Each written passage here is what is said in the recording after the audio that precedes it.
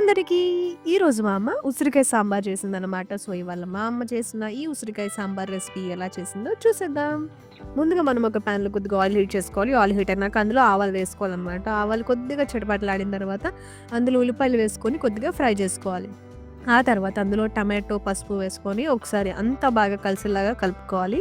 ఇలా కలుపుకున్న తర్వాత అందులో మనం లైట్‌గా కట్ చేసుకున్న ఉసిరికాయలు అండ్ కొద్దిగా కల్లుప్పు, సాంబార్ పౌడర్ కూడా వేసేసుకొని అంతా బాగా కలిసేలాగా కలిపి మూత పెట్టి దీన్ని ఒక 5-10 మినిట్స్ పాటు ఉడికించుకోవాలి. ఇలా ఉడికించుకున్న తర్వాత మూత తీసుకొని అందులో సరిపడినన్ని వాటర్ పోసుకొని అంతా బాగా కలిసేలాగా కలుపుకోవాలి. ఇలా కలుపుకున్న దాన్ని మూత పెట్టి ఇంకొక 5-10 మినిట్స్ పాటు మనం ఉడికించుకోవాలి వాటర్ బాయిల్ అయ్యేంత వరకు. ఈ లోపల మీరు వీడియోని లైక్ చేయండి, ఛానల్‌ని సబ్స్క్రైబ్ చేసుకోండి అండ్ ఈ రెసిపీ మీకెలా అనిపించిందో కామెంట్ సెక్షన్‌లో షేర్ చేసుకోవడం మాత్రం అస్సలు మర్చిపోకండి.